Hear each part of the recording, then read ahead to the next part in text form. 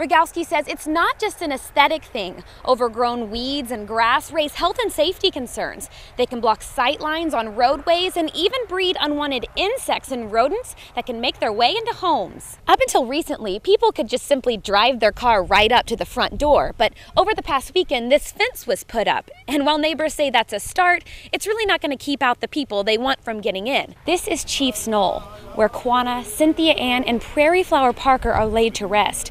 It wasn't Quanah's first resting place, but because of its importance and significance, it's where the family has fought to make sure their ancestors remain. Officials say once this plan is off and rolling, buses like the ones behind me have the potential to move 2,000 people out to the industrial park. The only hang-up?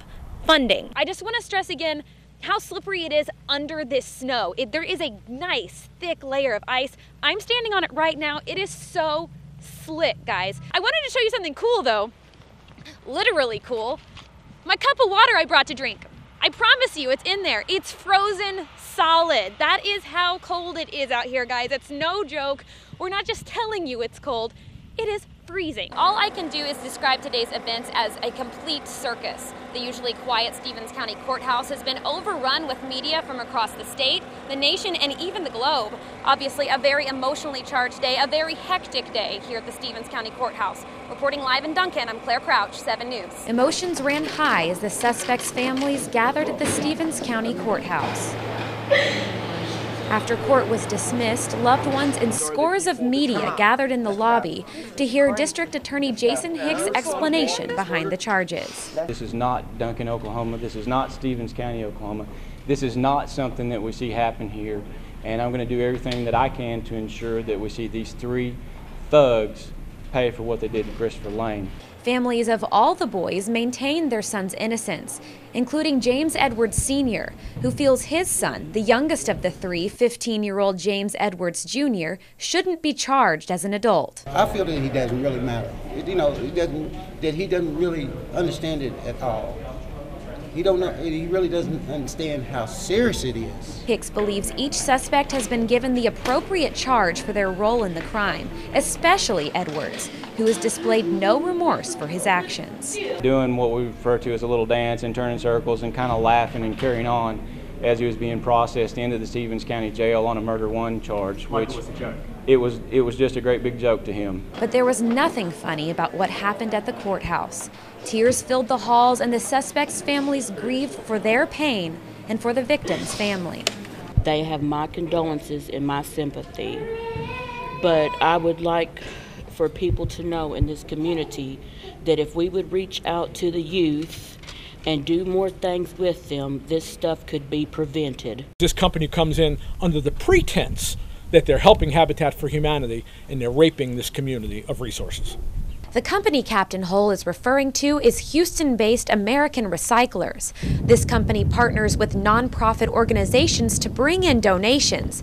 In this case, that nonprofit is Habitat for Humanity. Habitat for Humanity receives $12,000 a year for the bins, but the actual donations are sold for profit by American Recyclers out of state. Hull says the primary concern is people who donate to these boxes may not realize little to nothing they put in is given back to our community or even anyone in Oklahoma.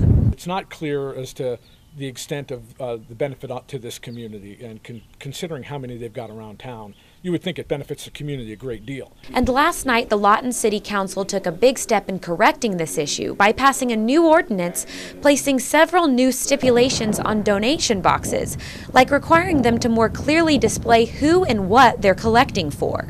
As of now, the bins do say they are a for-profit organization, but it's all the way down at the bottom and in small print, and the city says that's not enough. But in a phone conversation I had with the Oklahoma City representative for American Recyclers, she said they think their signs are adequate enough. And in fact, she said they've never had an issue like this in any other towns. An attorney for American Recyclers say they are planning to contest the ordinance. And if the city doesn't back down, they may have to pack up and go home. I'm not prepared to say it'll put them out of business in Lawton, but it certainly will crimp their profitability, their chance to earn a profit. In the end, Captain Hull said organizations like the Salvation Army and Goodwill have no issue with Habitat for Humanity. He said he just can't sit back and let an outside company take advantage of our community when he knows we could be getting so much more. They're just not putting the resources back in this community based on what they're taking out. Fried chicken has become the unofficial food of America, and now it even has its own day. I didn't know that. National Fried Chicken Day happens every year on July 6th, and from what I'm finding out, nobody really knows it exists, so I'm on a mission to spread the message.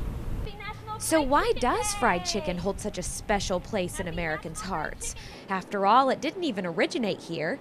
It's been around since the Middle Ages. But maybe it's because fried chicken isn't just a food, it's an experience. And after people got used to my strange question, did y'all know today is National Fried Chicken Day? They opened up to tell me what makes their fried chicken the best. Salt and pepper and batter. Mustard. Really? Mustard and then salt and pepper and then put it in flour. Powdered ginger and paprika. Each recipe is unique as a fried snowflake. Most of them passed down from a mom or grandma.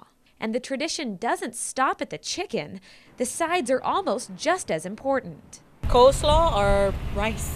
Always have to have mashed potatoes because the mashed potatoes are good and fluffy, and then you put the gravy on there. Oh, it's so good.